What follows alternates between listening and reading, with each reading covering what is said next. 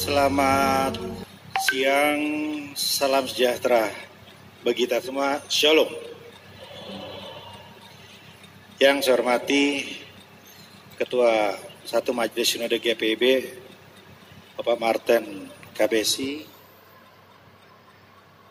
Kemudian yang saya hormati Pendeta Margiri Rehena dan Romo Endro, ya, yang selalu rajin sekali hadir di semua acara-acara keagamaan dan sosial di Kota Bogor, ya. Kang Hasbul, FKUB, kemudian perwakilan Kemenak, ya, terima kasih, hatur nuhun, Rantos Sumping di Gereja Zebaot, Ketua Basolia atau yang mewakili hadir, ya, Pak Kiai Jenderal, terima kasih, para tokoh agama dan jamaah sekalian. Izinkan saya mengawali dengan menyampaikan permohonan maaf Bapak Ibu karena harus berbagi dengan acara Milad HMI di perpustakaan tadi. Jadi mohon maaf, mudah-mudahan tidak mengganggu waktu Bapak Ibu sekalian. Yang kedua,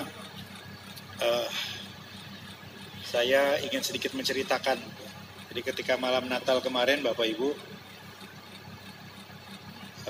ada kabar bahwa Pak Jokowi mungkin akan mengunjungi gereja di Bogor. Ya, kalau kabar seperti itu sudah seringnya nggak kejadian gitu. Jadi kita biasa-biasa saja gitu. Pagi-pagi ketika sedang nongkrong dengan Pak Kapolres dengan Pak Dandim, saya ditelepon oleh ajudan Pak Jokowi. Katanya, Pak Wali, Presiden izin untuk datang ke gereja. Loncat saya langsung kan. Dia tanya gereja mana? Zebaot gitu. Langsung lari terbirit-birit kami, ya saya di situ. Kemudian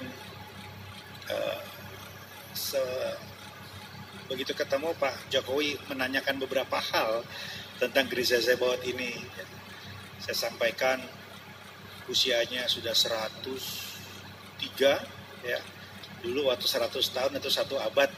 Ada momen spesial, ya, saya ingat di sini ada buku yang diterbitkan dan lain-lain gitu. Kemudian saya bahkan sempat menunjuk juga ke podium ini atau ya mimbar ini, ya.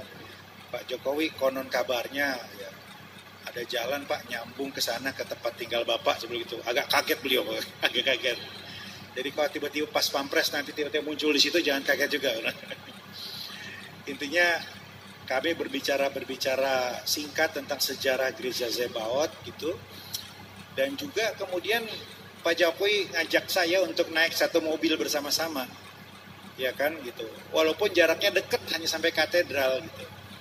Tapi begitu duduk itu Pak Jokowi bertanya, berapa jumlah non-muslim di Kota Bogor?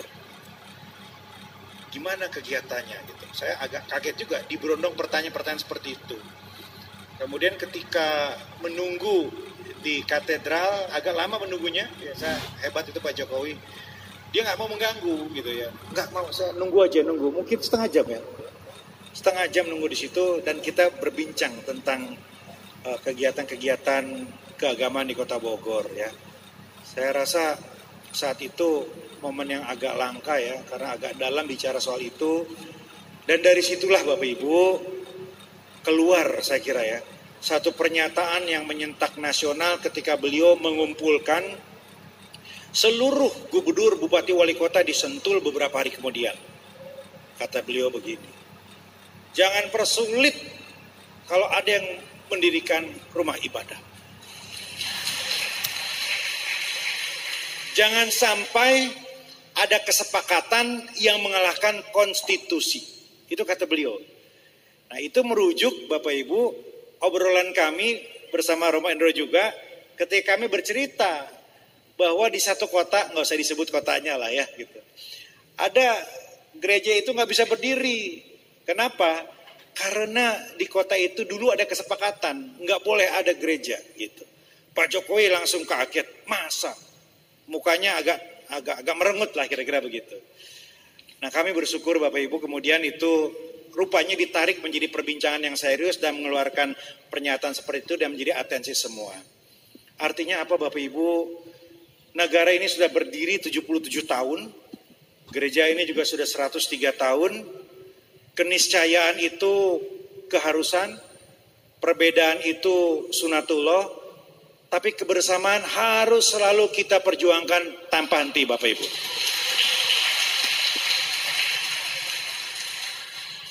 Kota itu untuk semua. Negara ini milik semua. Tidak boleh ada yang merasa lebih memiliki daripada yang lain. Tadi saya disebut akan di forum yang sebelumnya akan memasuki masa-masa injury time kalau di sepak bola. Ya. Sedikit lagi ini Bapak Ibu, ujungnya di bulan Desember nanti. Setelah itu selesai pengabdian di Kota Bogor gitu. Kalau ditanya apa yang berat, insya Allah Bapak Ibu kalau infrastruktur saya percaya. Jalan-jalan akan dilanjutkan untuk dibangun. Pasar-pasar akan dilanjutkan untuk direvitalisasi. Rumah tidak layak huni akan dilanjutkan untuk dibangun menjadi layak. Taman-taman akan dirawat dan akan dibuat lebih cantik. Gedung olahraga akan terus dibangun. Tapi apakah kebersamaan kita bisa terus dirawat?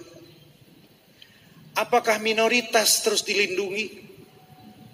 Apakah pemerintah terus berpihak untuk semua? Apakah setiap ASN melayani warga dengan hati tanpa terkecuali? Itu yang membuat saya terus berpikir untuk memaksimalkan apa yang saya bisa lakukan sampai di ujung nanti.